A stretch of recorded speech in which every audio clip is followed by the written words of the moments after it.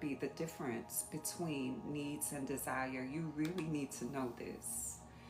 I'm going to read from my book. I do have an ebook out. It's a workbook.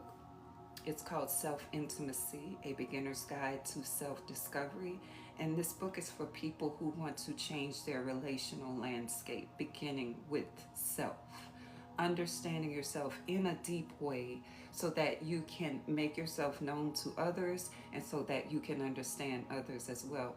Because we have a lot of emotionally aware people, but they don't understand their emotions, they don't understand what to do with them, they don't understand how to glean messages from them, and so it ends up just being a hostile situation, even though they don't want it to be. A lot of good people are in dysfunctional relationships, okay?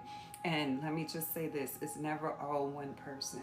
It's always both people co-creating. This live is entitled The Difference Between Needs and Desires. I hear people say, you know, one person cannot meet all your needs. And when they say that, I think to myself, this person gets in needs-based relationships and likely has trouble in them.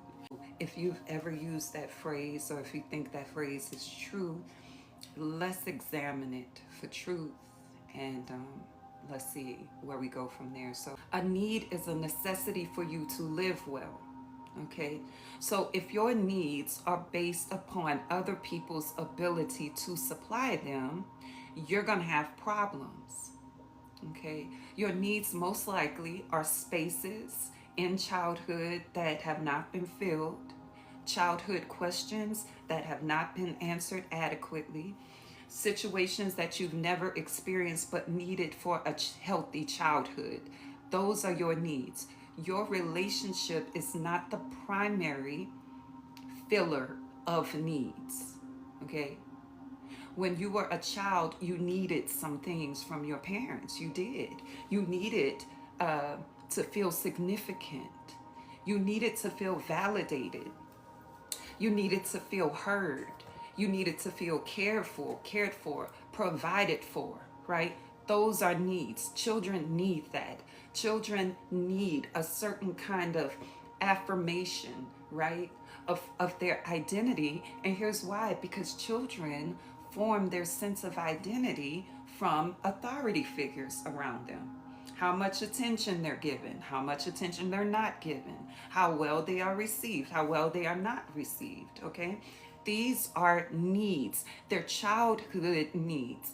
You have a lot of people who have not had their childhood needs met, who have grown up and begun to look for those needs to be met in their relationship. And every time you do that, you end up in lack. You end up frustrated. You end up in some kind of dysfunction. You end up in some space where someone you really love is not meeting your needs. And you might be tempted to say, well, nobody's here to meet all of my needs. And if you've ever said that, because the collective says that all the time, I need you to understand there's a difference between need and desire. And the difference is the source of the energy. Needs are coming from lack, things that are